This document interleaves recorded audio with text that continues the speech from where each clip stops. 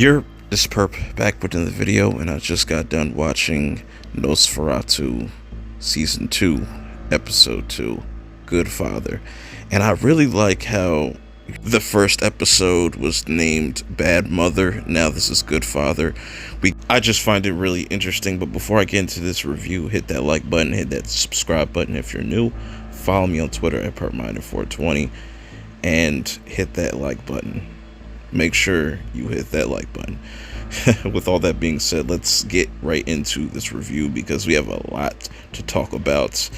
As far as this whole entire series is gone, I like the first episode. I like where this is going. Let me know how you feel in the comments below about this overall show so far, or if you've completely fell off this series. But anyways, this episode starts off, we get introduced to this nurse, and it looks like she might be a new character, possibly in this series, because she has a thing for serial killers and just killers in general.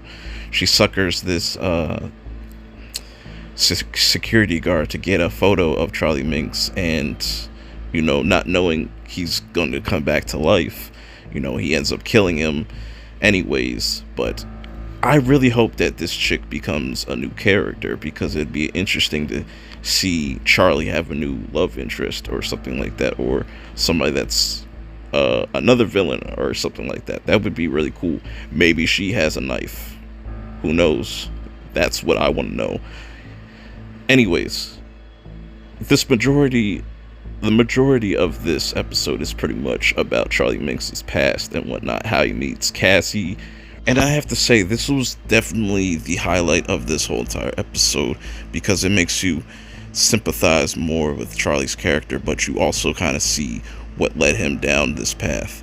You know, he was an entrepreneur, and he got turned down by Cassie's dad, and he just wanted it alone, and, you know, he kind of shut him out. And it's crazy how he just went from this, as the title calls it, the Good Father, into this monster.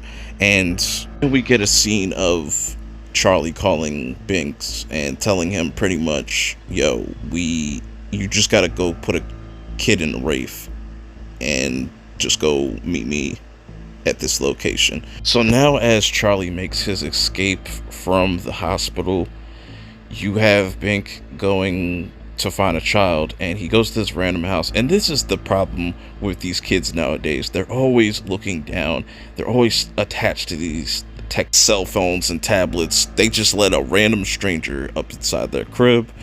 Bing sees this kid just locked up in a cage, and, you know, he pretty much threatens these little ass kids, and he's a weirdo, and so is this little kid. This little kid's kind of weird too. And Bing tells the little kid, like, I can kill your brother if you want. And, you know, and the kid's like, nah.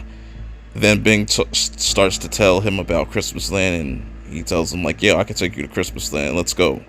Just hops in the whip, and there you go, another missing kid. Now we flash back to Charlie in the past, and things just are at a decline, you know, ever since Cassie's father denied Charlie the loan. It just made everything kind of spiral out of control for Charlie. And we get the backstory of Christmasland, which I really like. You just really see how much Charlie cares about his family, and most of all his daughter. So now we go to present day, and Charlie's just in really bad shape, bro. He's just all stitched up, fucked up. Bing is trying to get the car started. You know, the cops are looking for Charlie. He's stuck up in this restroom, but he's able to maneuver his way out. He talks to Millie, tells her, like, everything's going to be all right. I'm going to make sure the lights do not ever go off again, you know. And it gets interesting. I'll get back to it, but this was a dope scene as well. As we see Charlie's able to escape, he runs into Bruce Wayne. You know, Bruce Wayne's meeting his Joker, hypothetically. And we don't know what exactly happened to Bruce or how this even, they ran into each other, but it's interesting. It's really interesting. We flash back to his past, and you see the Wraith where he has the Wraith. And this doesn't sit well with Cassie because he sold Cassie's mother's rings to get this Wraith, and this is where things just really get out of control. She threatens to take Millie away from Charlie, and Millie's not having it. She's really on her father's side, and I think that's going to change soon. I'll get to it very, very shortly. Flashing back to present day, Charlie gets his Wraith back. He kind of is back. He has all his abilities. He's still kind of weak, so he still has to go do what he has to go do. He kicks Bink out the car, tells him like, yo, meet me at the spot. And we get the backstory on how Christmasland came about. And it's so crazy. I don't know how y'all feel about this scene or how everything played out in this episode. But to me, I thought this was crazy. Millie killing her own mother, eating her, and just how, Christmasland and stuff just came to be. Let me know how you guys feel about that in the comments below. But I thought it was pretty cool, pretty dope. Now, flashing back to present day, Charlie arrives back at Christmasland, and things are definitely changed between Millie and her father.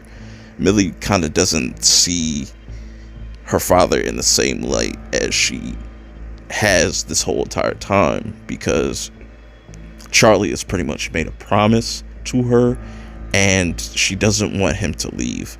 But Charlie pretty much tells her, like, look, I told you I'm going to keep these lights on, and I'll be back eventually. So the episode ends with Charlie meeting up with Bing in the cemetery, and you see Bruce, he's trapped in that. So that gives Vic a reason to pretty much get her son back. Episode 3 is going to be wild. I'm really looking forward to it, but let me know how you guys feel about this in the comments below, and I will see y'all next week. Peace. It's crazy as fuck because people, they want you to be you. They want me to be myself, right? It's like, I have like a weird place in life